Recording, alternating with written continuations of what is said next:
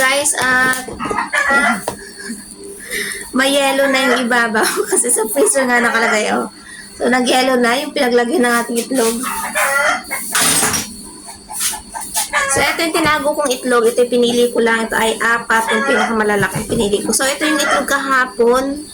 So far, ang itatago ko lang dito ay 6 kasi may 2 maliit. So, ito ay pang-ulam. Natuyo na siya. At ito ay itatago natin, store muna natin sa ating freezer. At kapag magkaroon pa tayo ng extra pang incubator,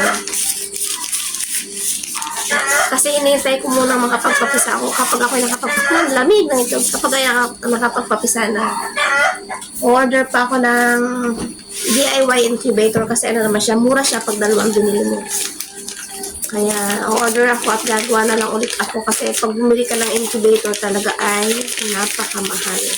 Pero pag nag-DIY ka ay napaka-affordable niya at madali lang naman siya gawin.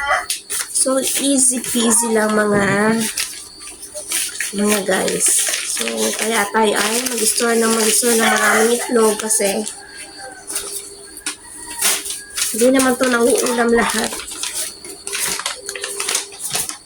At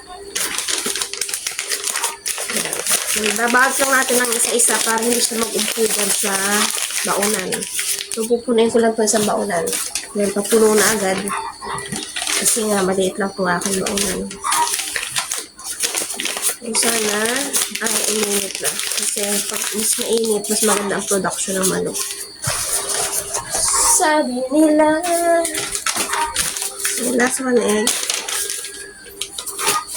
At ito ay maninigas muna sa freezer. So, na-store ng ayos ang embryo kasi nga na-freeze.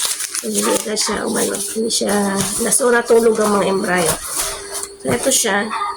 Sabi ng iba, binabali-baligtad daw. So, hindi ko na ginawa. Kasi nga, minsan nagpatong-patong na sila. So, ito, 3, 6, 9. So, 10 na ito at itatago ulit natin sa freezer.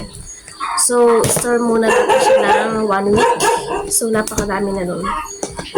Kaya, yung iba ay uulamin na natin. So, yun lang. So, ito, yan ang aming freezer at dito ko siya ilalagay sa baba. Yeah, so, dito lamang sa freezer, pag ito ay tumigas na lahat, itong mga nasa baba ay titigas na rin. Kaya yung ating itlog ay tigasin. So, yun lang. Bye-bye.